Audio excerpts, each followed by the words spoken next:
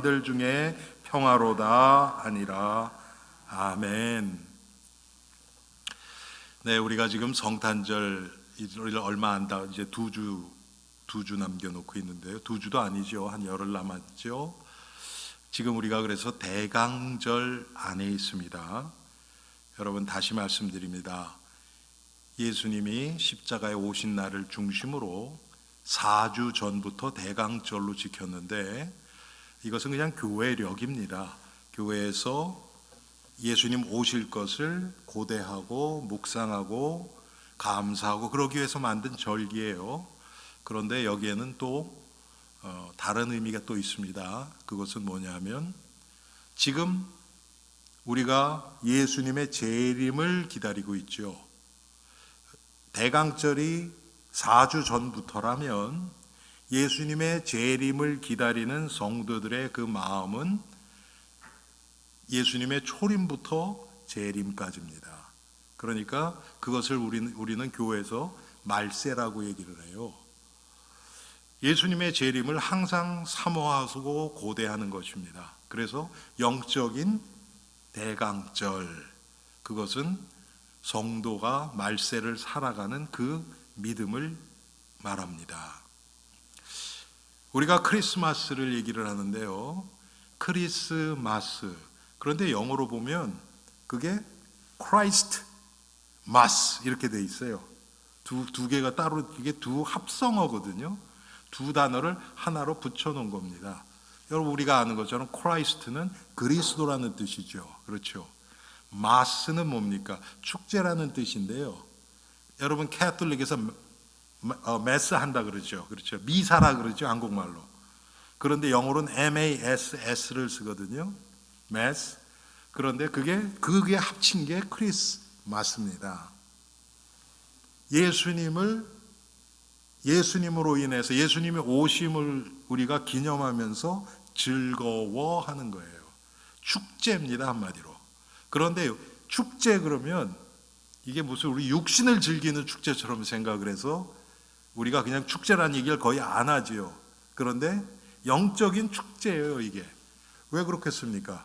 예수님이 이 땅에 오신 것은 우리를 구원하시기 위해서 오셨기 때문에 그래요. 구원이라는 것이 단순히 죽은 후에 천국 가는 것뿐만 아니라 우리가 지금 당하고 있는 모든 고통, 우리가 지금 겪고 있는 모든 마음의 갈등, 모든 그런 고통들이 바로 죄로부터 왔거든요. 가장 뿌리, 모든 문제의 뿌리 된 그 죄 문제를 해결하기 위해서 예수님이 오셨기 때문에 우리에게는 이게 축제 날이 아닐 수 없어요. 이 크리스마스를 육신적으로 잘못 받아들인 많은 사람들이 크리스마스를 통해서 오히려 예수님을 기억하고 묵상하고 바라보기보다는 육신적인 쾌락에 빠지기가 너무 쉽죠. 여러분, 미국에서도 가장 사람들이 쾌락에 빠지는 기간이 언제겠습니까?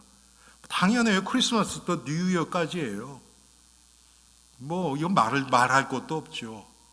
그런데 교회에서조차도 그렇거든요.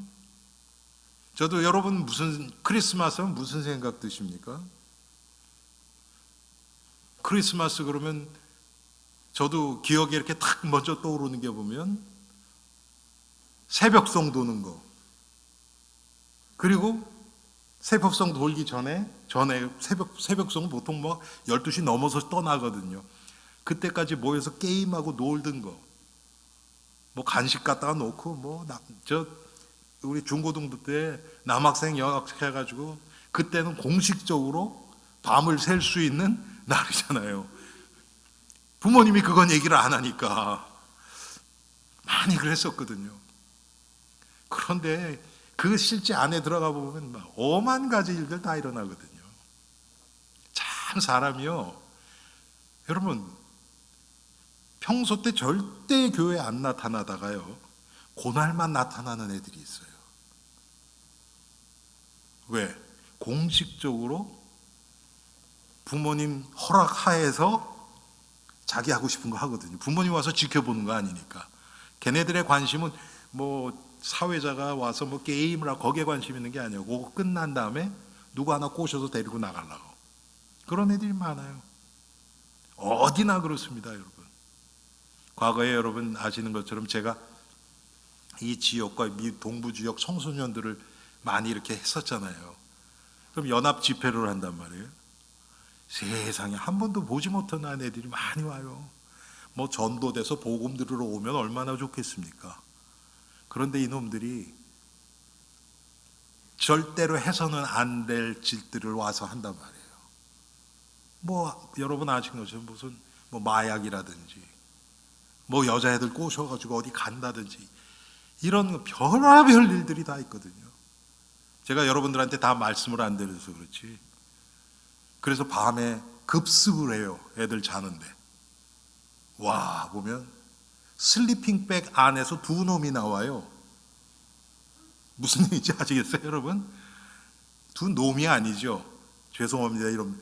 두 놈과 니은, 연, 이은. 둘이 나오는 거 같은 슬리핑백 안에서. 야, 마귀는요, 어떻게 해서든지 모든 기회를 통해서 우리를 죄악으로 끌고 가려고 해요. 크리스마스도 똑같습니다. 여러분 지금 이 시대 어떻습니까? 정말 크리스마스를 통해서 하나님 앞에 영광 돌려주는 게 더 많겠습니까? 아니면 크리스마스를 이용해서 쾌락으로 비즈니스로 이용해 먹는 사람이 더 많겠습니까? 말 하나만 하지요. 그런데 크리스마스는 한마디로 예수님이 오심을 축복하고 기뻐하는 날입니다.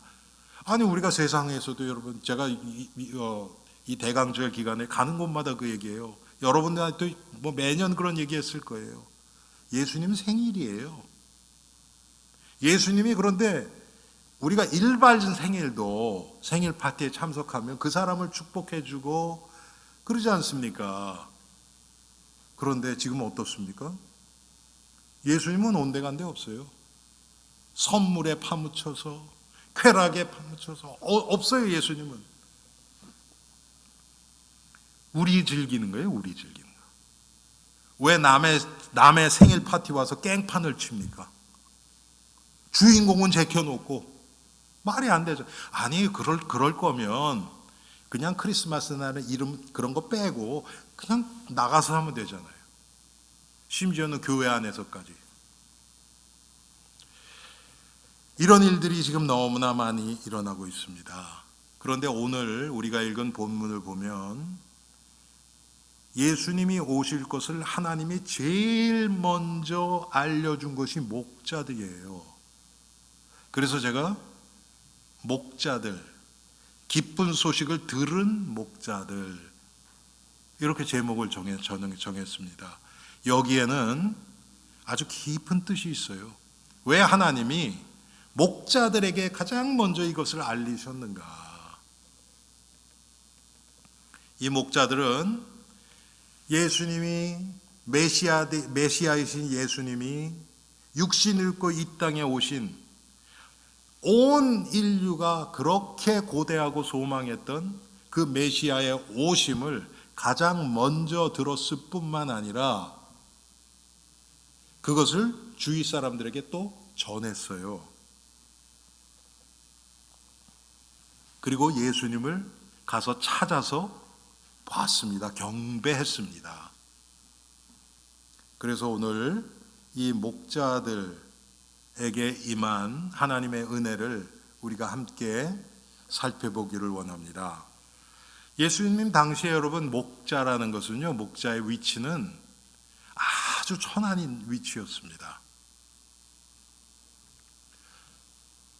여러분, 지금 예수님이 왜 베들레헴에서 태어나셨죠? 왜 고향에서 태어나지 그 마리아하고 요셉의 살던 데서가 아니고 지금 호적을 등록하기 위해서 가다가 지금 예수님을 출산한 거 아닙니까? 그렇죠? 가는 그 과정에서 마리아가 이 산통을 느껴서 머무러서 해산한 곳이 베들레헴이에요. 모든 이스라엘 사람들은 반드시 이렇게 해야 돼요. 그런데 목자들은 어떻습니까? 이때 목자들은 밖에서 양치고 있었거든요. 물론 이때 당시에 이제 여러분 지금 이 목자들이 박사들처럼 멀리서 온 건 아닙니다. 오늘 본문을 보시면 그 지역의 목자들이 그랬어요. 그러니까 예루살렘으로 중심으로 이렇게 멀리 있는 데는 아니에요. 그 지역이에요.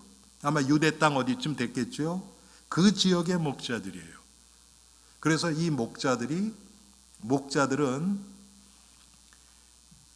예루살렘 지역에 있는 목자들은 특별히 하나님 앞에 제사 드리기 위한 양들을 관리하고 돌보는 목자였을 것이다. 사람들이 이렇게 추측을 합니다. 그렇지만 이들은 그걸 돌봐야 되기 때문에 종교 예식에 참석할 수가 없었어요. 하나님 앞에 제사를 드린다든지 이럴 때 올 수가 없는 거예요. 그러니까 쉽게 얘기하면 사람들이 그냥 내친 사람들이에요. 별로 관심도 안 갖는 사람들이에요. 우리말로 얘기하면 무시되고 소외되는 그 소외 계층들이에요.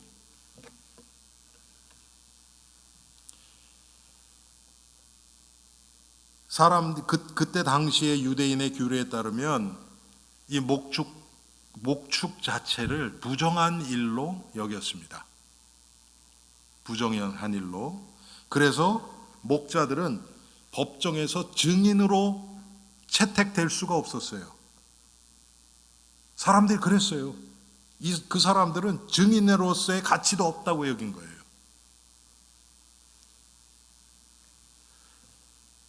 여러분, 성경에 가장 무시되고 가장 사람들에게 이 손가락질 받던 부류의 사람들이요, 나병 환자들이에요. 구약이나 신약이나. 왜? 그건 불치병이었고, 또 하나님이 사람들을 벌할 때 나병을 들게 하셔서 한 그런 케이스들이 여러 군데 나오거든요. 미리암부터 시작해서 여러 군데에서 보면 나병이 들어버려요. 그것처럼 이 목축업이 그런 비슷한 그런 거였단 말이에요. 그런데 이들에게 하나님의 아들 예수 그리스도의 탄생을 가장 먼저 알려주셨다는 데에는 아주 중요한 의미가 내포되어 있습니다.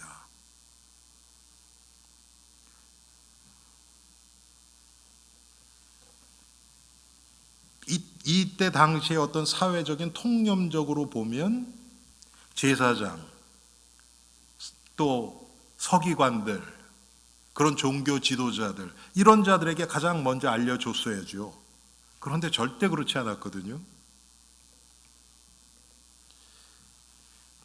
예수님이 말구유에 탄생하셨다.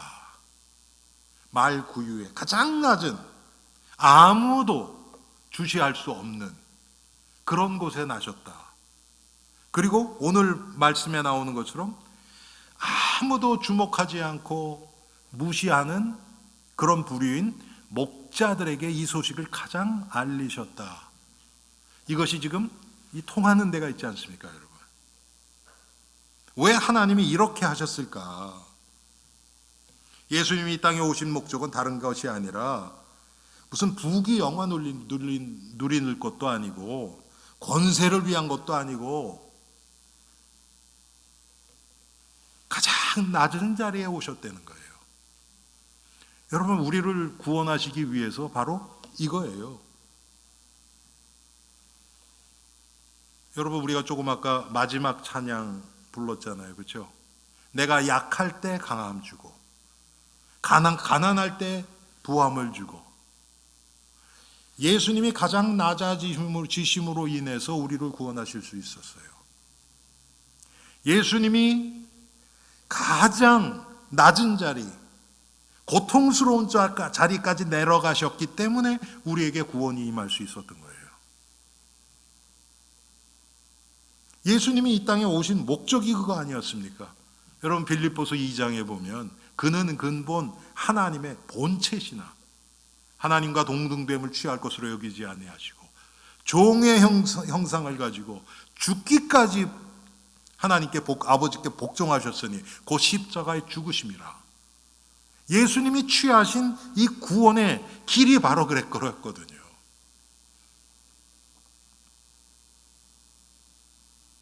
그래서 말구유연하셨고 그래서 목자들에게 나타내신 겁니다. 여러분 지금 우리에게도 똑같이 이게 적용됩니다. 어떻게 적용됩니까? 여러분 우리가 어떨 때 구원받고 어떨 때 은혜 받습니까? 내가 이렇게 높아져 있을 때는요 하나님의 말씀이 들리지가 않아요. 마음이 열리지가 않습니다. 세상 소리만 크게 들립니다. 그런데 정말 내가 얼마나 큰 죄인인지가 깨달아지고 낮아질 때 그곳에서 주님을 만날 수 있는 겁니다. 이게 복음의 비밀이에요. 신앙생활 몇 년 했다, 성경을 몇 독했다, 하루에 기도를 몇 시간 한다, 그거 가지고 뻐기는 사람에게 예수님 나타나 주시지 않습니다. 자기 착각이죠. 예수님은 그 자리에 없기 때문에 그래요. 가장 낮은 자리까지 내려가야 그때 주님을 만날 수 있습니다.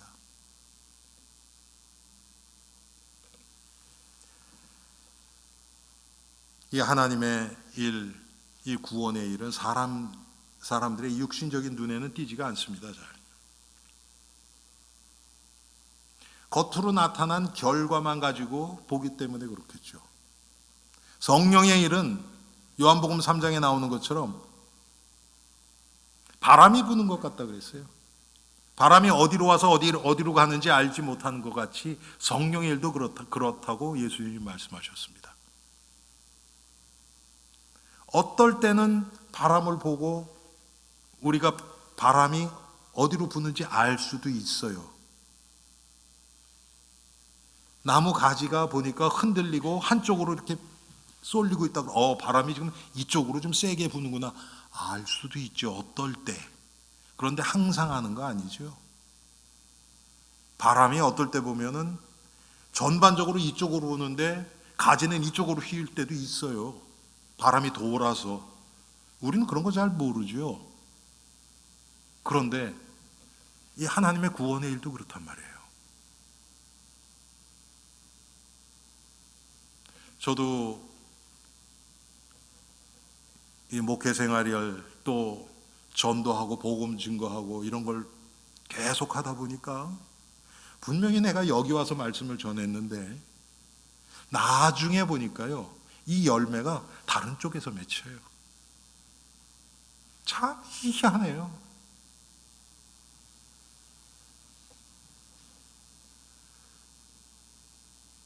전혀 우리 교회와 상관없는 곳에서 했는데 제가 팬데믹 이후에요 여러분 그걸 지금 많이 봅니다. 그 전에 제가 이곳저곳 다니면서 복음 전하고 뭐 알고 했습니까? 그냥 복음 듣기 원하는 사람 있으면 뭐 시간 장소 가리지 않고 가서 막 이렇게 했던 그곳들 뭐 우리 성도님도 아시잖아요. 우리 재정부 계신 분들 다 아시잖아요. 그분들이 우리 교회 헌금을 많이 하셨어요. 뭐 제가 언제 뭐 그걸 얘기를 한 적이 있습니까? 진짜 요만큼도 아쉬운 소리 안 하거든요 저는. 하나님이 우리의 생각과는 다르게 역사하십니다. 그래서 예수님이 가장 낮은 자리로 오신 것이 우리를 구원하시기 위한 목적이에요. 예수님은 이것 때문에 오셨습니다. 다른 어떤 것도 아니에요. 높임을 받고 사람들에게 칭찬 들으려고 오신 것도 아니고요. 가장 낮은 자리로 내려가서 우리의 구원을 이루기 위해서 오신 분이 예수님입니다.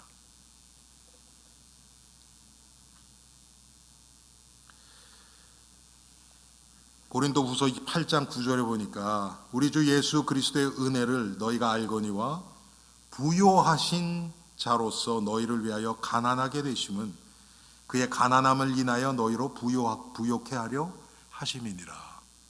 여러분, 우리 부자 만들어 주겠다는 얘기 아닙니다. 이게 사람들이 그렇게 자꾸 육신적으로 해석을 하려고 그래. 이걸 가지고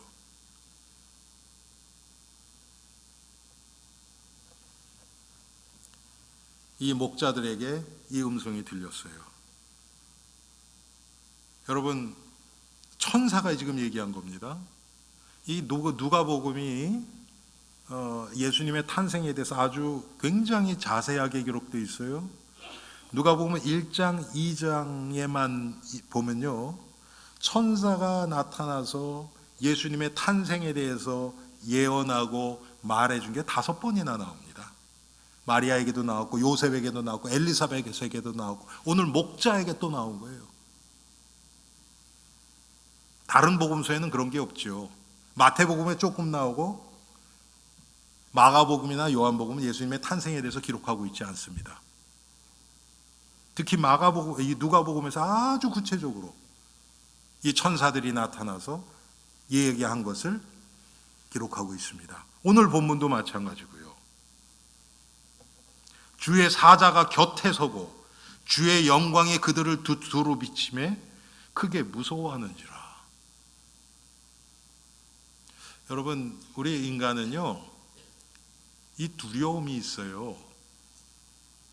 그런데 이 두려움은 죄로부터 온 겁니다. 우리도 똑같죠.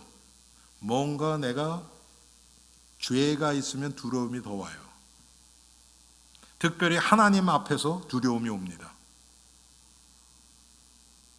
내 죄가 해결되지 않고 하나님 앞에서 회개가 되지 않고 하나님과의 관계가 틀어지면 우리는 하나님 앞에서 두려움을 느낄 수밖에 없어요. 지금 이 목자들도 마찬가지죠. 여러분, 하나님 앞에서 두려움이 하나도 없는 인간이 어디 있겠습니까? 하나님의 임재가 나타나면 누구나 두려워했습니다. 성경에 보면. 그런데 천사가 이르되 무서워하지 말라. 10절에 보라, 내가 온 백성에게 미칠 큰 기쁨의 좋은 소식을 너희에게 전하노라. 온 백성에게 미칠 큰 기쁨의 좋은 소식. 참, 어떻게 이렇게 단어 하나하나가 아주 이 지금 하나님이 하신 일을 너무나 명확하게 지금 기록하고 있지 않습니까?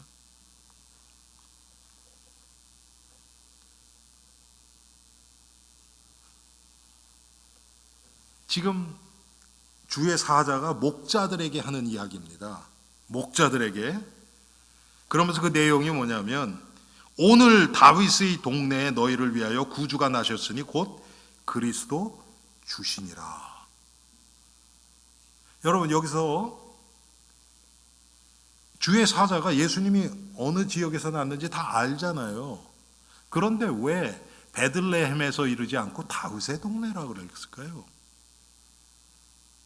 다윗의 동네에서 베들레헴을 얘기하는 거예요. 그런데 베들레헴이라고 얘기를 하지 않고 다윗의 동네에서 그랬어요. 이것 자체가 뭐냐면 예수님이 그리스도이심을, 메시아로 오셨음을 지금 나타내기 위해서 일부러 주의 사자가 베들레헴이라고 쓰지 않고 다윗의 동네 이렇게 쓴 겁니다. 예수님은 다윗의 자손으로 왔거든요.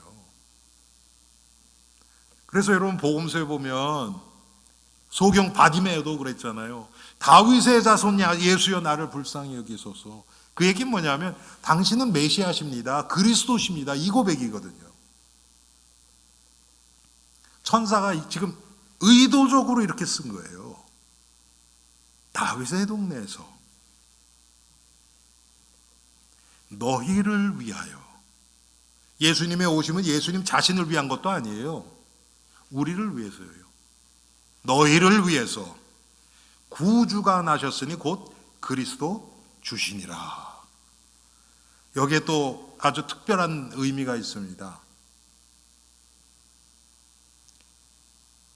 11절에 다윗의 동네에 너희를 위하여 구주가 나셨으니 곧 그리스도 곧 주신이라 그랬어요.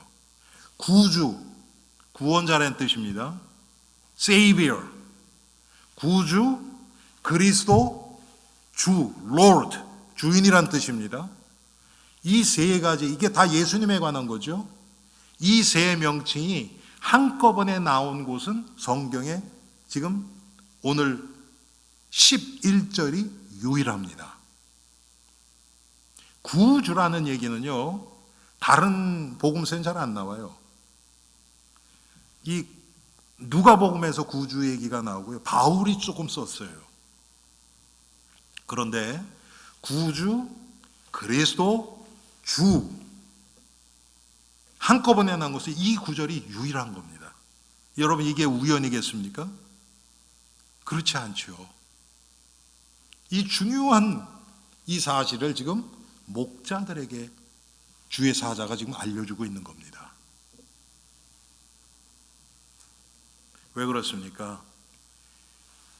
예수님이 육신을 입고 그리스도로 이 땅에 오신 것, 메시아로 오신 것, 이것보다 더 중요한 진리, 사실은 인간에게 없습니다. 그것보다 더 중요한 건 없어요. 그것이 우리의 모든 것을 다 바꾸기 때문에. 지금 구약의 수많은 성도들, 바로 이 소리를 듣기 위해서 이 순간을 고대하면서 기다려왔던 것입니다. 우리의 구주, 그리스도, 우리의 주인, 이게 예수님입니다. 주의 사자가 나타내주는 예수 그리스도의 모습이, 예수님의 모습이 바로 이거예요. 지난주에는 제가 예수님의 이름에 대해서, 특별히 예수와 임마누엘에 대해서 얘기를 많이 했죠. 그런데 오늘은 조금 다른 각도예요. 주의 사자가 나타나서 지금 우리에게 그리스도를 드러내고 계시는 겁니다. 그래서 이 구주, 그리스도, 주, 이 안에 예수님이 우리를 위해서 행하신 모든 구원의 일이 다 포함되어 있는 겁니다. 성육신부터 시작해서 십자가에서 죽으심과 부활, 승천, 성령으로 강림하시는 모든 것, 이 안에 다 있어요. 지금 성령이 우리 마음속에서 우리를 지금 주인으로 주관해주고 계시는 겁니다. 그래서 지금 이 11절 말씀은요, 모든 성도들에게 영원한 표적이 되는 거예요.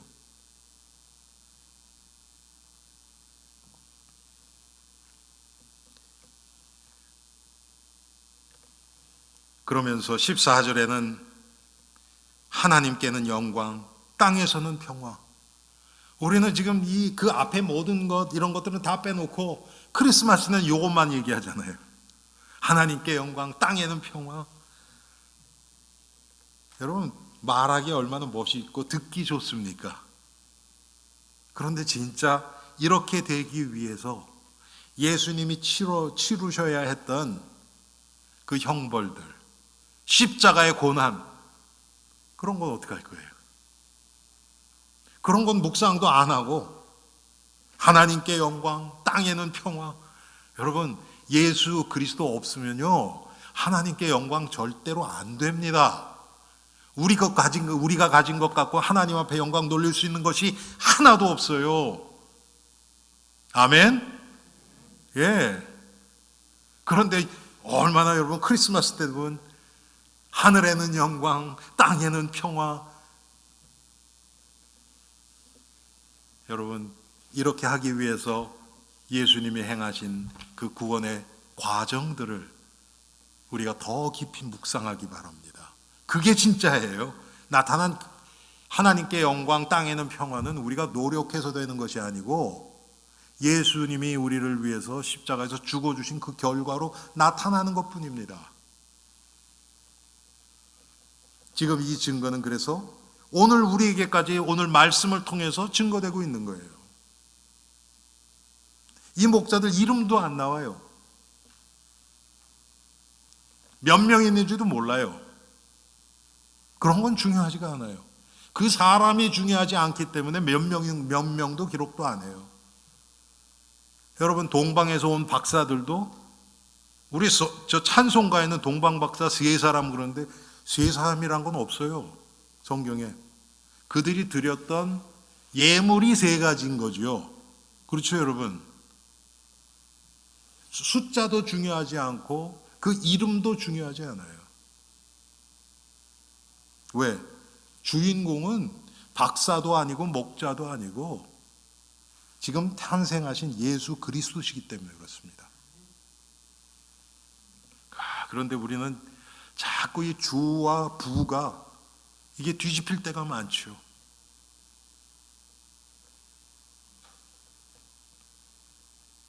그래서 크리스마스는 그리스도가 중심이 된 축제여야 합니다.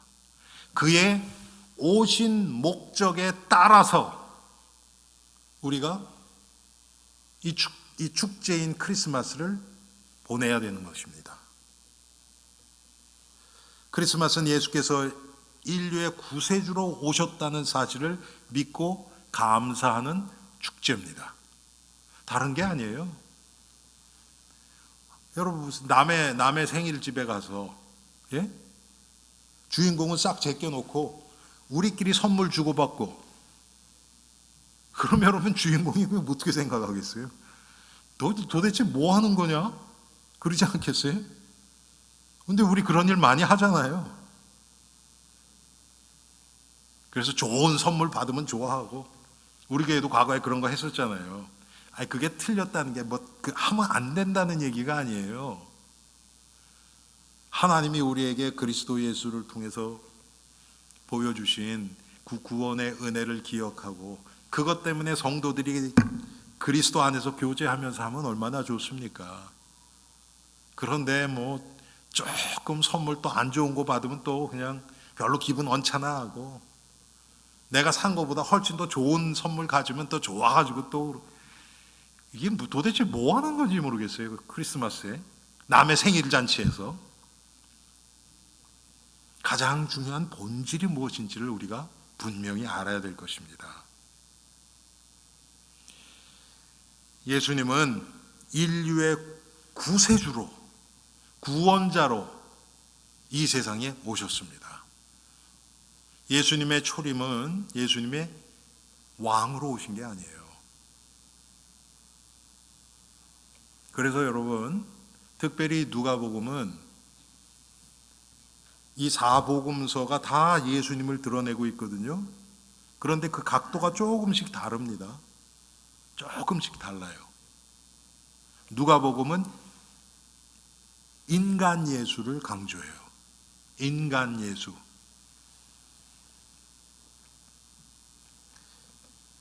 예수님이 이 세상에 정치적인 목적이 하나도 없으셨습니다.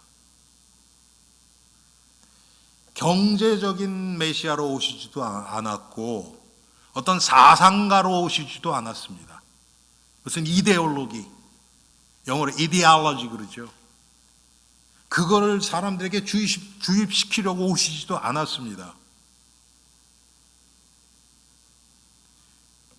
예수님이 이 땅에 오신 목적은 딱 하나, 죄인들을 구원하기 위해서 오셨습니다.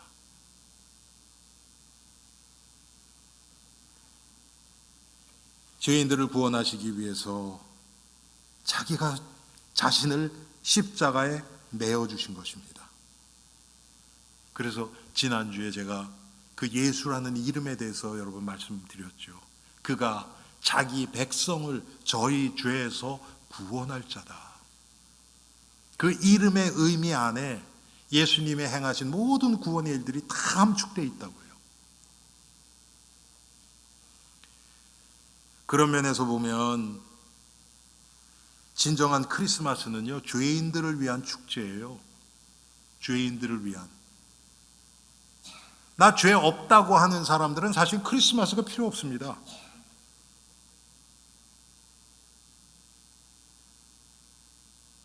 죄인들을 위한 축제라 그러니까 그러면 마음대로 죄 져도 되는 때구나. 그게 아니죠.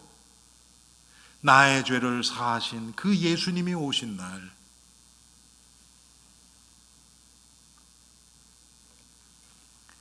마가복음 2장 17절에 보니까 건강한 자에게는 의원이 필요 없고 병든 자에게라야 쓸데있느니라.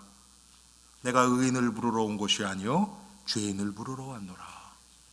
바로 크리스마스 때 너무 정확하게 맞아떨어지는 그런 성경 구절이죠. 그래서 크리스마스는 구원의 축제, 생명의 축제여야 합니다. 예수 그리스도가 우리를 위해서 자신을 희생하신 그 생명을 우리가 기리고 감사하고 그 생명을 드러내고 찬양하는 그런 때입니다.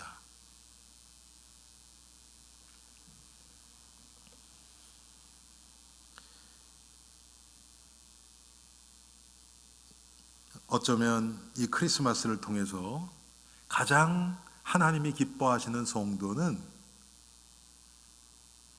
크리스마스 예수님의 나심을 기뻐하고 찬양하는 그런 성도라기보다도 나의 죄를 사하기 위해서 오신 예수님을 묵상하고 내가 얼마나 큰 죄인인 것을 깨닫고 하나님 앞에 회개하고 나의 죄를 사하신 그 그리스도를 찬양하고 그런 성도일 것입니다. 오히려 우리가 크리스마스 때는 잘 행하지 않고 생각하지 않는 그런 쪽이잖아요. 그거 우리 보통 언제 많이 합니까? 고난주간 이럴 때 많이 하잖아요, 여러분. 제가 과거에도 그 말씀드린 기억이 나지만 크리스마스가 우리 육신적으로 보면요, 축제할 때가 아니에요. 나를 위해서 죽어주시기 위해서 오신 예수님을 맞이하는 날이 크리스마스잖아요. 그런데 뭐가 그렇게 즐겁고 기쁩니까? 육신적으로? 그럴 게 아니잖아요. 오히려 더 하나님 앞에 정말 우리가 우리 자신을 겸비하고 하나님의 은혜에 감사하고 나 같은 죄인을 위해서 육신을 입고 이 세상에 오신 그 예수님 앞에 정말 죄송하고 그런 마음을 갖는 게 더 당연하지요.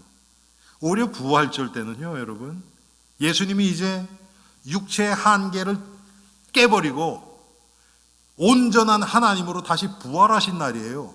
그날이 진짜 축제예요.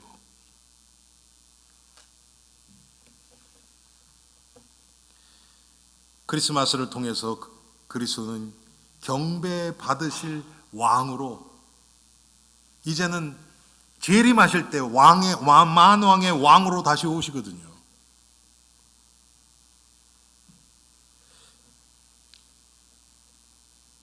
유대인의 왕으로 오셨어요. 왜? 이때는 지금 유대 땅에만 계셨기 때문에 유대인의 왕으로, 이 헤롯이 그렇게 얘기하죠. 유대인의 왕으로 오신 자가 어디 계시냐? 나도 가서 그에게 경배하리라. 여러분, 진짜 예수님을 존경하고 그래서 한 얘기입니까? 아니잖아요. 예수님을 죽이려고 한 거란 말이에요. 마귀는 어떻게 해서든지 그리스도의 오심을 막으려고 했어요.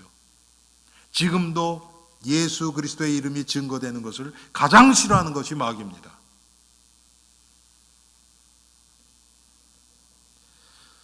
또 한 가지 우리가 생각해야 될 것은 크리스마스는 천한 말구유의 축제여야 하는 것입니다.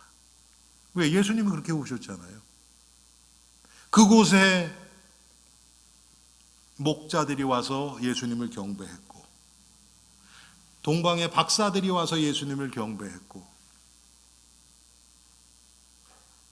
그런데 우리는 이제 어디에 관심이 갑니까?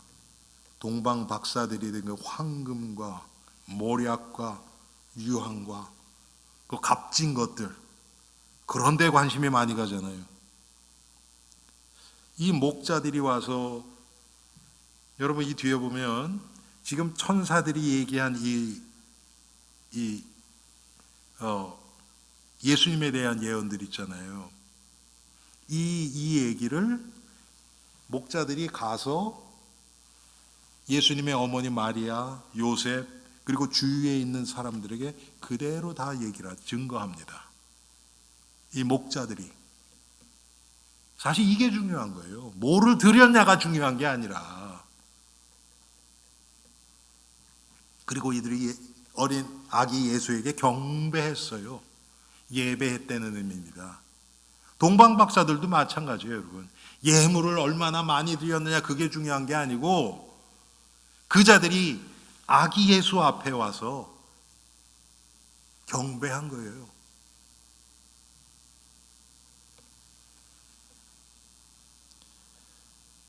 그래서 여러분, 정말 우리 크리스마스 때는 우리가 더 낮아지고 겸손하고, 그래서 사실 크리스마스 때 우리 주위에 있는 정말 도움이 필요한 자들을 위해서 기도하고 찾아가고 돌보는 건 저는 아주 의미 있다고 생각합니다.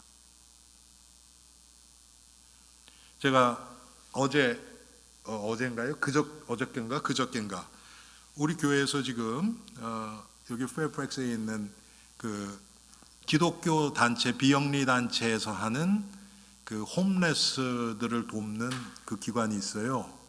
거기에 이제 우리 교회에서 지금 매달 그 기관을 돕고 있는데 거기서 이렇게 뉴스레터 같은 게 날라왔어요.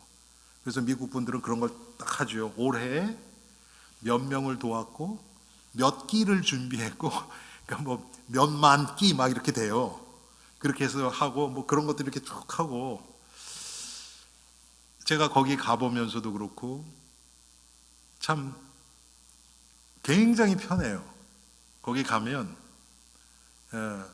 뭐 우리 성도님 한 분 때문에 거기를 알게 됐고, 그분이 거기 가서 이제 밥도 먹고 하니까. 그런데 거기 계속 거기서 이렇게 발렌티어 하시는 분들, 저도 그분들 가서 만나보고, 그런데 참 그래도 복음으로 그 기관을 이렇게 이끌어 가시는 게 정말 감사하더라고요.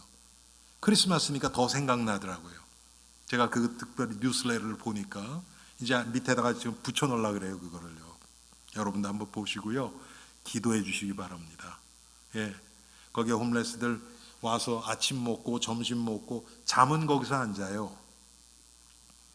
예, 그런데 연결은 해줍니다. 연결을 해줘서 겨울에는 밖에서 자면 너무 춥고 위험하니까 그런 데 가서 잘 수 있도록 그렇게 합니다. 좀 안타까운 것은 작년 겨울날 때는 이 지역의 교회 5군데에서 교회를 열어서 저녁 때 그분들을 모시고 가서 교회에서 저녁 먹이고 재우고 아침에 그 센터로 다시 모셔다 드리고 그랬어요. 그럼 거기서 이제 아침 먹고 거기서 예배도 다 드리고 그래요, 같이. 그리고 거기서 빨래도 해주고 뭐 이런 거 다 하거든요. 그런데 올해는 교회들이 그렇게 안 하는 것 같아요. 그래서 개인 집 어디 이렇게 오픈한 데 가서 주무신다고 제가 얘기 들었거든요. 여러분, 정말 우리 주위에 우리가 잘 몰라서 그렇지, 몰라서라기보다는 더 구체적으로 얘기하면 관심이 없으니까 모르게 되는 거예요. 내가 진짜 관심이 있으면요, 그런 자들이 눈에 띕니다. 그런데 관심이 없으니까 없는 것 같아요, 별로. 그런데 많이 있습니다. 말할 수 없는, 겉으로 볼 땐 멀쩡해 보이는데 정말 도움이 필요한 자들도 많이 있어요. 그런데 우리가 준비가 안 되니까 그분들이 우리 앞에서 마음을 열어서 얘기를 하질 않아요. 도움을 요청 안 합니다. 오히려 도움을 요청하는 사람은 별로 도움도 필요하지 않은데 야가 빠진 사람들 있잖아요. 그런 사람들은 또 팍 끼어가지고 그런 건 도와주면 안 되고. 그런데 정말 이 크리스마스가 말구유의 축제가 되어야 됩니다. 여러분, 동방 박사가 왔다고 해서 거기다 갑자기 그 유명한 사람들 오니까 저 좋은 가구들 오도해서 거기다 그랬겠습니까? 말구유에다가? 그런 거 아니잖아요. 그냥 그 상태 그대로 가장 겸손하고 낮아지는, 그런데 그곳에 참 하나님이 주시는 기쁨이 있고 평강이 있는 그런 축제가 바로 크리스마스란 말이에요. 여러분, 크리스마스 되면 또 뭐 손주들 또 선물 준비하고 막 그러잖아요. 그냥 적당하게 하십시오. 그냥 있는 거 다 쏟아서 그냥 하지 마시고, 진짜 그게 하나님 앞에서 떳떳한가 한번 생각해 보시고 어느 정도 하시고, 정말 진짜 필요로 한 자들, 우리가 거기에 복음을 실어서 줄 수 있는 그런 자들에게 하시기 바랍니다. 크리스마스, 예수님이 오신 목적은 뭡니까? 모든 하나님이 하시는 일은요, 첫째는 하나님께 영광되는 겁니다. 오늘 본문에도 나오죠. 하나님께 영광이에요. 고린도전서에 나오는 것처럼 너희가 먹든지 마시든지 무엇을 하든지 하나님의 영광을 위해서 하라. 우리가 예배드리는 것도 하나님의 영광을 위해서 하는 거고요. 우리가 봉사하고 헌신하는 것도 하나님의 영광을 위해서 하는 거예요. 제가 어제 그제 그런 묵상을 좀 했습니다. 제 주위에도 중직자가 됐는데도 불구하고 저 사람이 진짜 구원 받았는가? 그런 사람들이 있어요. 그런데 그 사람들 그 중에 보면 안수 집사 있고 장로도 있고 권사도 있고 막 그런데 그분들의 특징은 뭐냐면 겉으로 잘해요. 쉽게 얘기하면 신앙 생활을 잘하는 것이 아니라 교회 생활을 잘하는 거예요. 그래서 교회에서 어떻게 하면 사람들이 자기를 좋아하게 하고 그런 것들을 다 알아요. 제가 모태신앙이니까 그런 거 너무 잘 알죠. 그런데 진짜 믿음이 있는 모습들을 참 보기 힘들어요. 이건 믿음이 있는 자들만 할 수 있는 결단, 이런 것들을 찾기가 너무 힘들단 말이에요. 결정적인 순간에 보면 감출 수 없거든요. 다 나오거든요. 결정적인 순간에 보면 육신적으로 딱 가버려요. 참 안타깝죠. 크리스마스는 먼저는 하나님께 영광, 그리고 땅에서는 기뻐하심을 입은 사람들에게 평화라고 했어요. 여러분, 아무에게나 평화가 아닙니다. 하나님의 기뻐하심을 입은 사람들, 이게 누구겠어요, 여러분? 하나님의 택한 백성들이에요. 교회를 얘기를 하는 겁니다. 하나님의 교회는 완전해요. 하나님의 교회의 일원이 된 우리들은 아직 완전하지 않아요. 하나님이 성령을 통해서 교회를 이끌어 가시는 하나님의 하시는 일은 완전해요. 그 자들에게 하나님이 평화라고 그러는 겁니다. 그래서 마지막으로 크리스마스는 하나님의 구원의 능력이 나타나는 축제입니다. 구원 중심이어야 되고 예수님의 생명 중심이어야 되고 예수 그리스도의 빛이 드러나는 그런 축제여야 합니다. 다른 게 아닙니다. 우리가 다음 주가 이제 우리 성탄 주일이거든요. 그리고 25일이 성탄 주일이죠. 그날도 우리가 성탄 예배를 드릴 텐데 다음 주에 우리 또 여전도에서 크리스마스 또 만찬 또 준비하시겠죠? 여러분, 그것도 음식이 맛있다, 맛없다, 모자른다, 남는다, 이런 거 중심으로 가면 절대로 안 됩니다. 그거 준비하느라고, 우리 교회는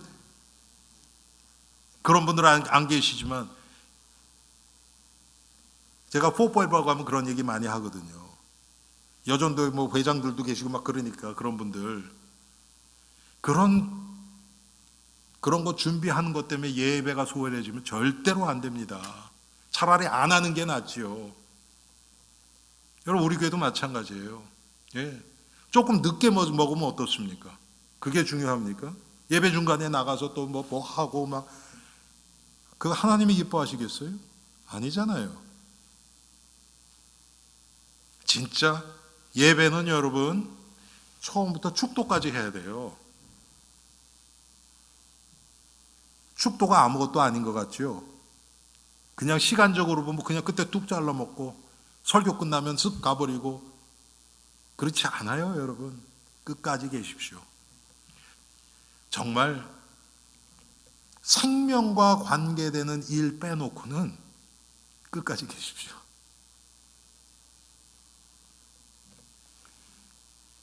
예수님의 구원이 정말 이 크리스마스를 통해서 구원의 능력이 우리가 체험되어지고 드러나고, 우리를 통해서 목자들이 그 주의 천사가 나타나서 한 이야기들을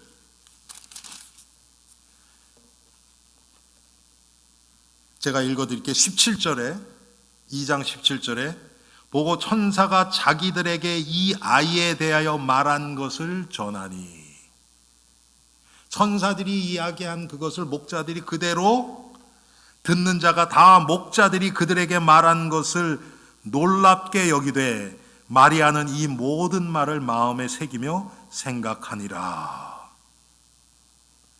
목자들은 자기들에게 이르던 바와 같이 듣고 또 본 그 모든 것을 인하여 하나님께 영광을 돌리고 찬송하며 돌아가니라. 여러분, 모든 게 다 사람 중심이 아니잖아요. 지금 하나님이 모든 것을 실행하시고 계획하시고 실행하시고 성취하시고 주의 천사들을 통해서 지금 그렇게 하셨잖아요.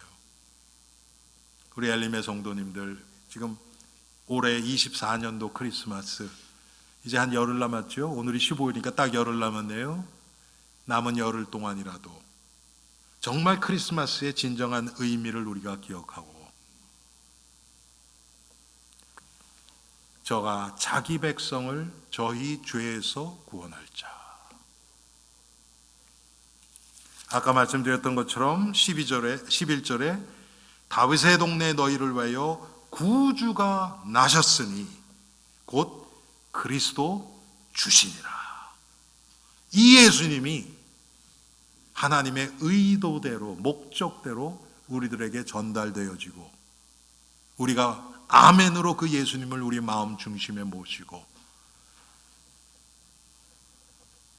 말구유의 축제, 구원과 생명의 축제로 크리스마스를 가장 의미 있고 보람되게 보내는 우리 모든 엘림의 권속들 되기를 주님의 이름으로 축원합니다. 기도합니다. 우리 함께 오늘 말씀을 생각하시면서 나를 위해서 예수님을 이 땅에 보내신 하나님의 은혜에 감사하며 기도하는 시간 갖겠습니다. 사랑의 하나님, 하나님께서 이 시간